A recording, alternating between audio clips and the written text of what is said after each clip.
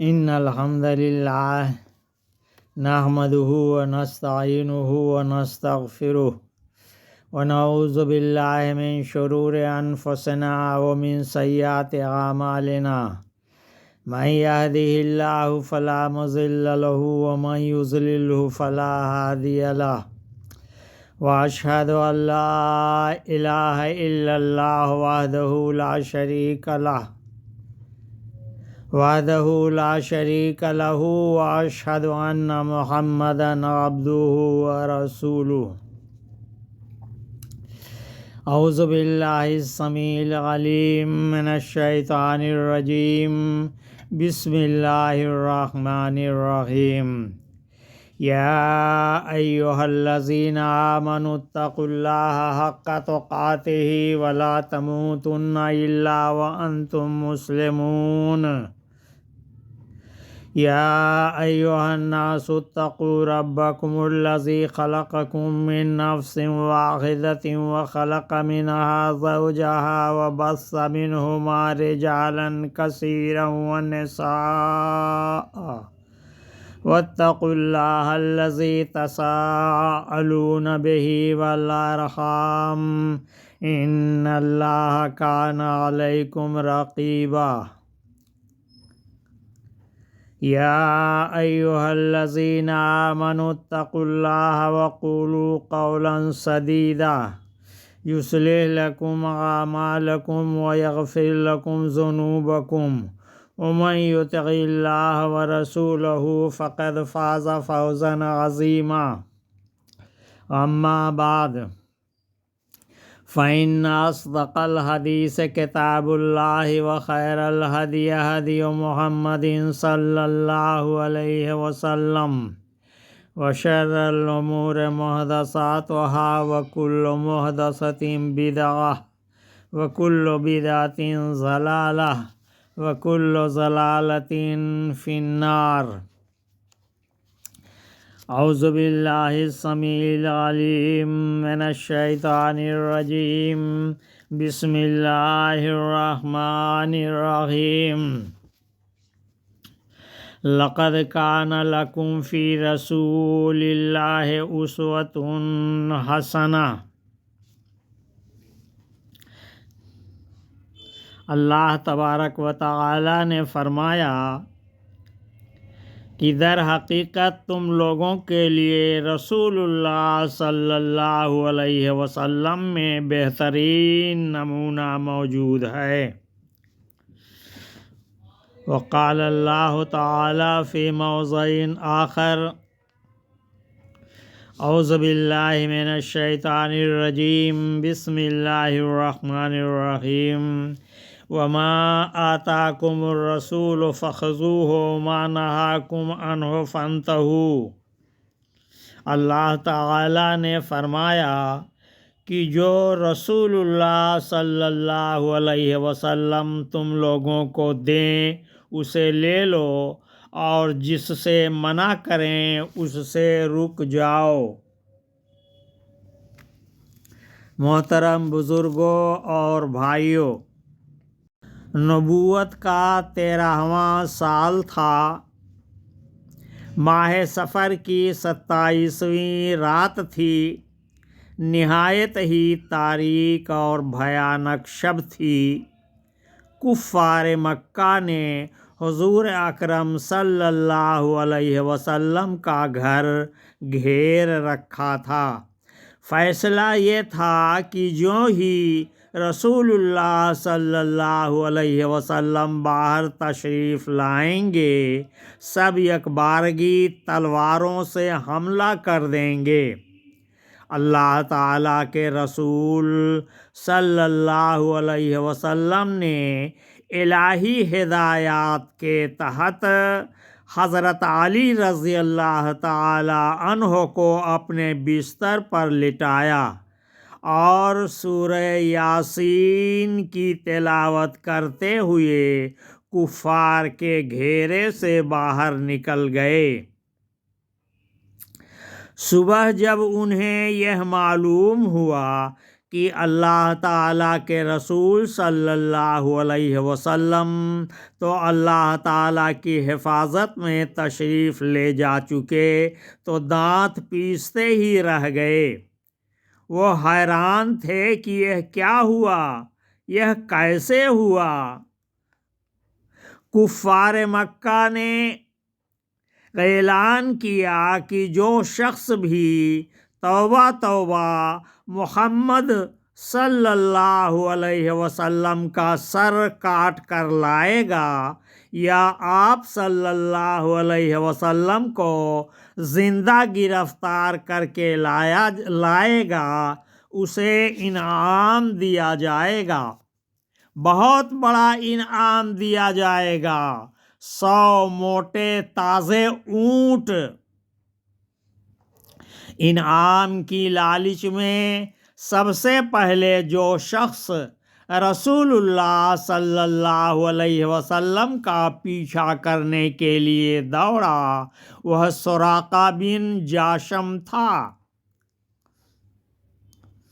اللہ تعالیٰ کے رسول صلی اللہ علیہ وسلم نے گھر سے چلنے کے بعد ایک غار میں پناہ لی۔ یہ غار ثور کے نام سے یاد کیا جاتا تھا۔ اللہ تعالیٰ کے رسول صلی اللہ علیہ وسلم نے 3 دن یہاں قیام فرمایا اور چوتھے دن یہاں سے مدینہ منورہ کی جانب روانہ ہوئے۔ آپ صلی اللہ علیہ وسلم کے ہمراہ حضرت ابو بکر تھے، ایک غلام عامر بن فہیرہ تھے اور راستہ بتانے کے لیے عبداللہ بن عریقت تھے۔ ان کو رہنمائی کے لیے آپ صلی اللہ علیہ وسلم معاوضہ پر ساتھ لے گئے تھے۔ آپ صلی اللہ علیہ وسلم سمندر کے کنارے کنارے جا رہے تھے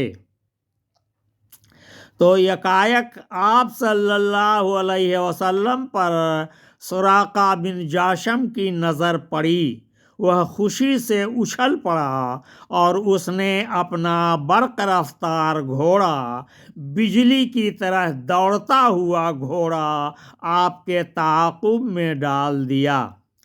سراقہ سر پر خود رکھے، نیزہ تانے، چمکتے ہتھیار بدن پر سجائے اپنی گھوڑی کو سرپٹ دوڑا رہا تھا اور دل ہی دل میں خوش ہو رہا تھا کہ 100 اونٹوں کی لالچ میں اس نے اپنی گھوڑی کو ایک اور ایڑ لگائی۔ قدرت مسکرائی اور دوسرے ہی لمحے اس کی گھوڑی گھٹنوں کے بل زمین پر دھڑام سے گری۔ سراقہ بھی منہ کے بل زمین پر اوندھا گرا۔ پھر گھوڑی کو اٹھایا، چند قدم ٹہلایا اور پھر سراقہ کود کر گھوڑی پر سوار ہو گیا۔ اللہ تعالیٰ کے رسول صلی اللہ علیہ وسلم اللہ تعالیٰ کے ذکر و فکر میں مشغول، اپنے رب سے لو لگائے بے فکری کے ساتھ چلے جا رہے تھے۔ دشمن جب بالکل ہی قریب پہنچا تو آپ صلی اللہ علیہ وسلم کو اطلاع دی گئی۔ آپ صلی اللہ علیہ وسلم نے ایک نظر سراقہ پر ڈالی اور اپنے اللہ تعالیٰ سے فریاد کی کہ اے میرے پروردگار، تو ہمیں اس کے شر سے بچا لے۔ زبان مبارک سے دعا کا کلمہ پورا ہوا ہی تھا کہ گھوڑی کے پاؤں زمین میں دھنس گئے۔ سراقہ دھڑام سے زمین پر گرا اور اب سمجھ گیا کہ اللہ تعالیٰ نے حفاظت کا خصوصی فیصلہ فرمایا ہے۔ نہایت عاجزی کے ساتھ اس نے جان کی امان مانگی۔ اللہ تعالیٰ کے رسول نے اسے جان کی امان دی۔ سراقہ نے کہا، محمد صلی اللہ علیہ وسلم، میں تم سے وعدہ کرتا ہوں کہ میں آپ کے تعاقب میں آنے والے ہر شخص کو راستے سے ہی لوٹاتا رہوں گا۔ سراقہ وعدہ کر کے پلٹا تو حضور صلی اللہ علیہ وسلم نے فرمایا، سراقہ، اس وقت تمہاری شان و شوکت کا کیا حال ہوگا جب تمہارے ہاتھوں میں کسریٰ کے کنگن پہنائے جائیں گے۔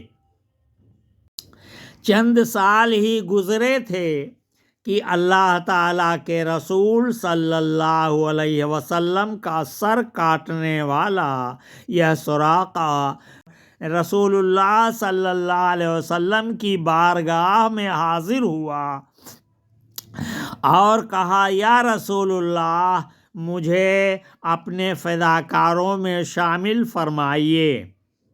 اللہ تعالیٰ کے رسول صلی اللہ علیہ وسلم نے سراقہ کو کلمہ پڑھایا اور اس دل چھیلنے والے واقعہ کے بارے میں ایک لفظ بھی زبان پر نہیں لائے۔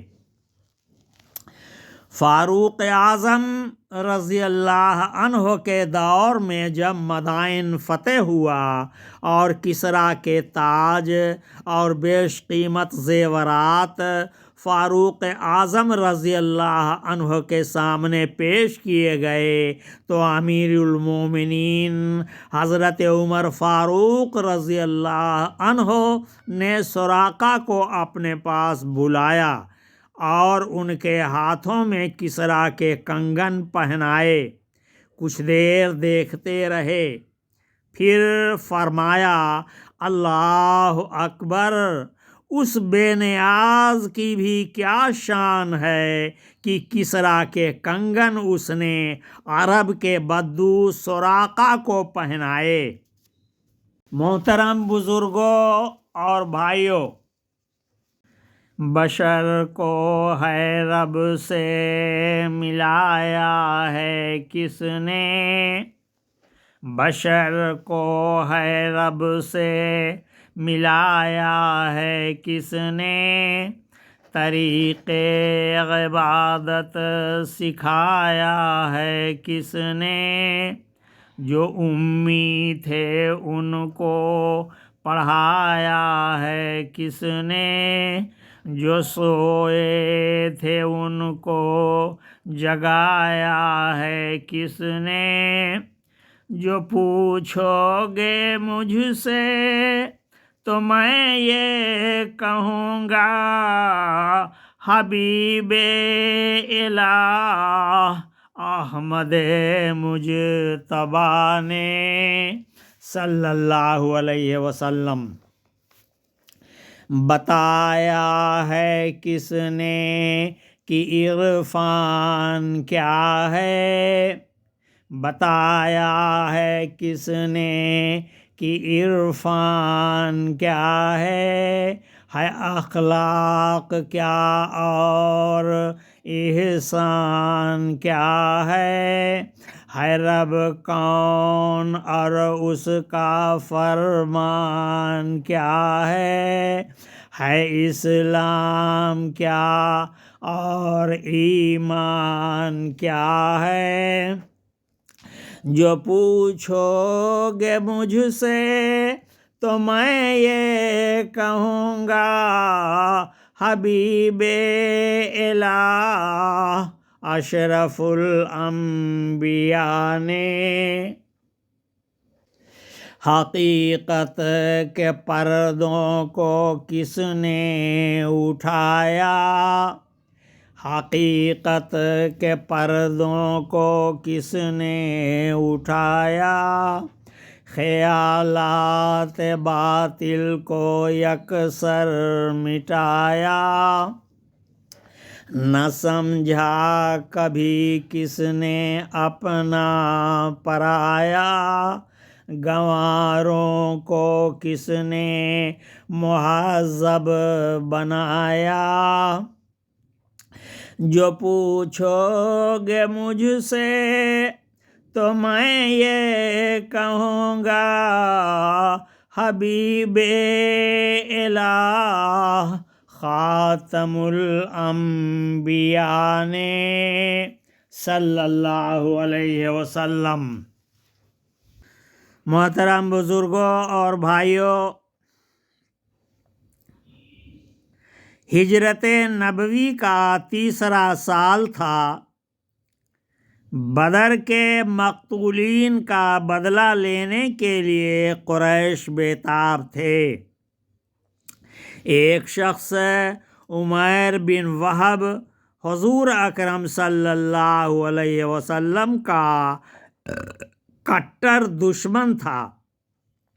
صفوان بن امیہ نے اسے زبردست انعام دیا اور اس مقصد سے مدینہ منورہ بھیجا کہ وہاں جا کر وہ حضرت محمد صلی اللہ علیہ وسلم کو قتل کر دے۔ توبہ توبہ! عمیر نے اپنی تلوار کو زہر میں بجھایا اور حضور صلی اللہ علیہ وسلم کے خون سے اپنی پیاس بجھانے کے لیے مدینے میں داخل ہوا۔ نبی صلی اللہ علیہ وسلم کے جانثاروں نے اس کے تیور پہچان کر اس کے ساتھ سخت رویہ اختیار کرنا چاہا، مگر رحمت عالم صلی اللہ علیہ وسلم نے ہرگز گوارا نہ کیا۔ آپ صلی اللہ علیہ وسلم نے نہایت شفقت سے عمیر کو اپنے پاس بٹھایا، محبت کے ساتھ اس سے باتیں کیں اور پھر چپکے سے اس پر وہ راز ظاہر فرما دیا جس ارادے سے وہ آیا تھا۔ رحمت عالم صلی اللہ علیہ وسلم کی زبان سے یہ سن کر وہ سناٹے میں آ گیا، تعجب میں پڑ گیا۔ اس کا دل دھڑکنے لگا اور سمجھ گیا کہ میری قضا مجھے یہاں لائی تھی۔ اللہ تعالیٰ کے رسول نے اس کی یہ کیفیت بھانپ لی، اسے اطمینان دلایا اور فرمایا، تم آرام سے رہو یا جاؤ، کوئی تم سے کچھ نہ کہے گا۔ یہ بے مثال شان کرم دیکھ کر اس کے دل کی گرہیں کھل گئیں۔ نفرت نے محبت کا روپ دھارن کر لیا، نفرت نے محبت کا روپ لے لیا۔ وہ اندھیرے سے روشنی میں آ گیا، اپنی پریشانی سے ندامت کا پسینہ پوچھا اور کہا، میرے ماں باپ آپ پر قربان، مجھے کلمہ پڑھائیے اور اپنے جانثاروں میں شامل فرمائیے۔ عمیر اسلام کی دعوت سے مالا مال ہو کر مکے پہنچے اور وہاں اسلام کی دعوت اور اشاعت میں لگ گئے۔ محترم بزرگوں اور بھائیوں، ہے رب کو ہمہ وقت کس نے پکارا، ہے رب کو ہمہ وقت کس نے پکارا،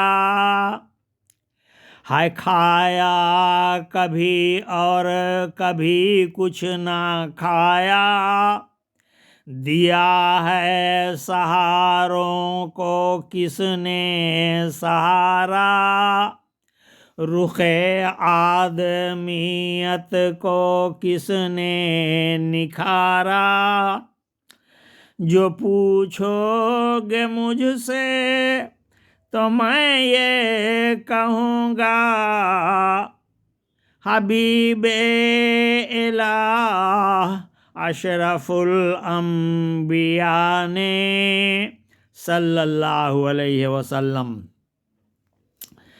دکھائی ہے کس نے نرالی ادائیں، برا کہنے والے کو دی ہیں دعائیں، دکھائی ہے کس نے نرالی ادائیں، برا کہنے والوں کو دی ہیں دعائیں، جفا کرنے والوں سے کی ہیں وفائیں، ارے بخش دیں دشمنوں کی خطائیں، جو پوچھو گے مجھ سے تو میں یہ کہوں گا، حبیب الہ احمد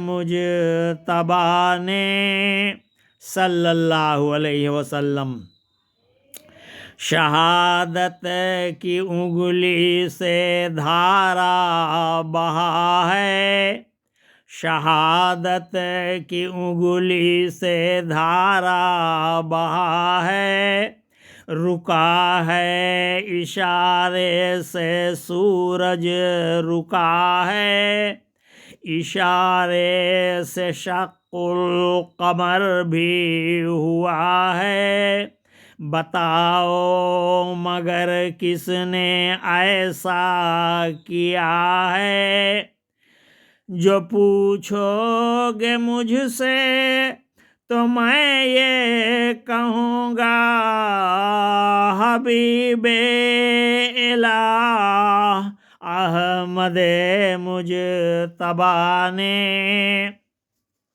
صلی اللہ علیہ وسلم۔ محترم بزرگوں اور بھائیوں،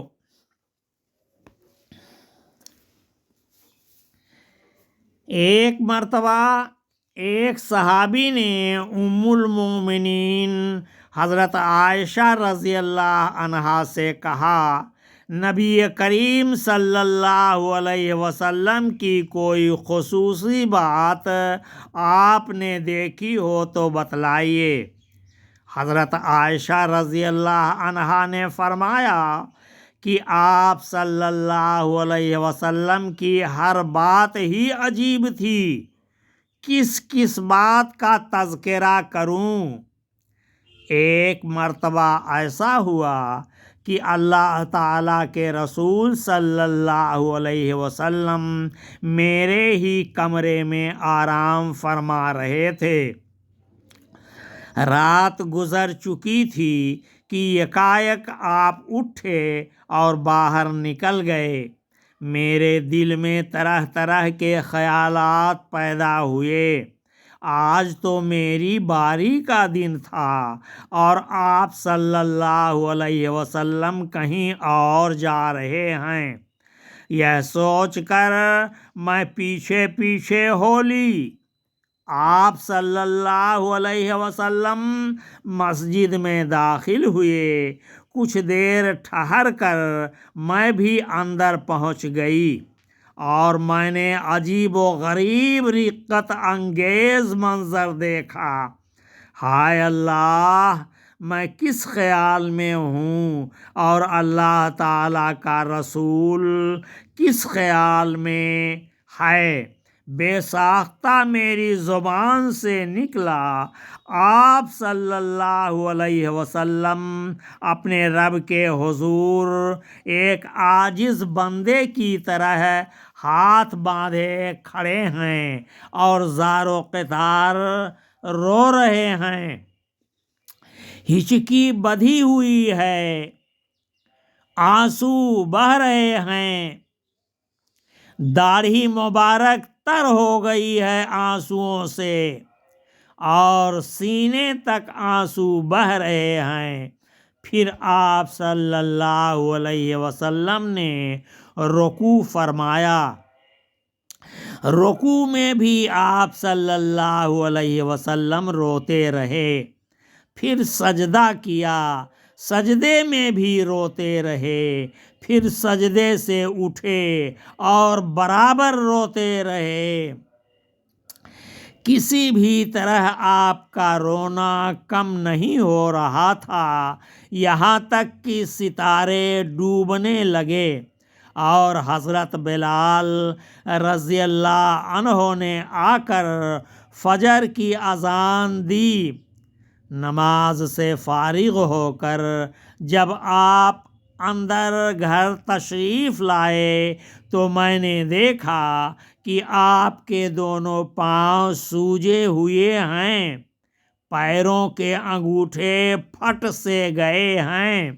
میں نے کہا یا رسول اللہ، اللہ تعالیٰ آپ کو سلامت رکھے، آپ کیوں اپنے آپ کو ہلکان کر رہے ہیں؟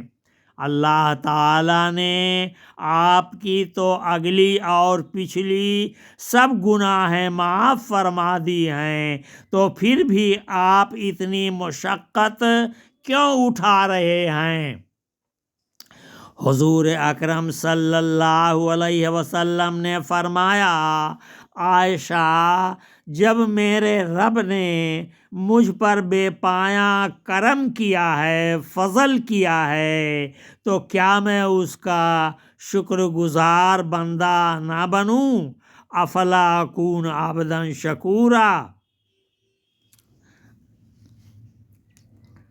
محترم بزرگوں اور بھائیوں، حضرت ابو ذر رضی اللہ تعالی عنہ کہتے ہیں کہ ایک رات میں نے دیکھا کہ اللہ تعالیٰ کے رسول صلی اللہ علیہ وسلم مسجد میں نماز پڑھ رہے ہیں، عاجز بندے کی طرح ہاتھ باندھے اللہ تعالیٰ کے حضور کھڑے ہیں، آنکھوں سے آنسو بہہ رہے ہیں، اور آپ صلی اللہ علیہ وسلم ایک ہی آیت بڑی رقت اور دل بستگی کے ساتھ دہرا رہے ہیں، ایک ہی آیت کو پڑھ رہے ہیں بار بار۔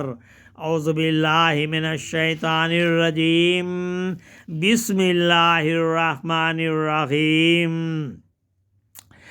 ان تعذبهم فإنهم عبادك وإن تغفر لهم فإنك أنت العزيز الحكيم۔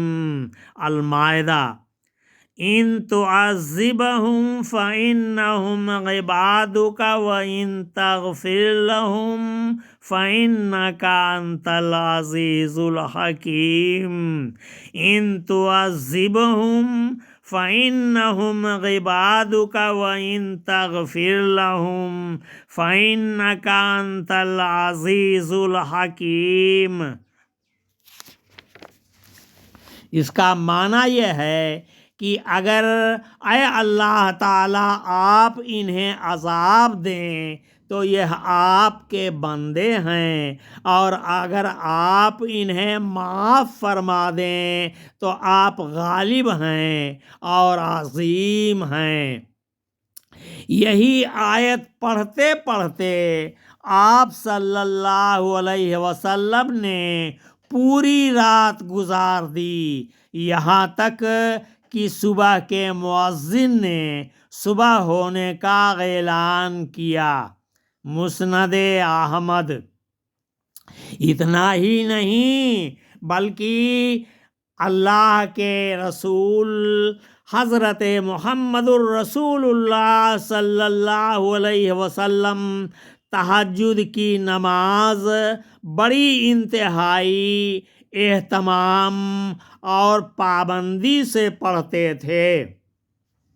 محترم بزرگوں اور بھائیوں، ہے رب نے جنہیں خود پکارا محمد صلی اللہ علیہ وسلم، ہے رب نے جنہیں خود پکارا محمد صلی اللہ علیہ وسلم، جو ہیں ایک منور ستارہ محمد صلی اللہ علیہ وسلم، جنہیں کہتے ہیں سب ہی پیارا محمد صلی اللہ علیہ وسلم۔ تمہارا محمد ہمارا محمد صلی اللہ علیہ وسلم، حبیب الہ یعنی احمد وہی ہیں، حبیب الہ یعنی احمد وہی ہیں، قسم رب کی یارو محمد وہی ہیں صلی اللہ علیہ وسلم۔ زمانے میں یکتا عجب ذات والا، جو خلق مجسم ہیں رحمت سراپا، لقب جن کا سچ مچ سراجم منیرا، مٹی جن سے ظلمت بڑھا ہے اجالا، حبیب الہ یعنی احمد وہی ہیں، قسم رب کی یارو محمد وہی ہیں۔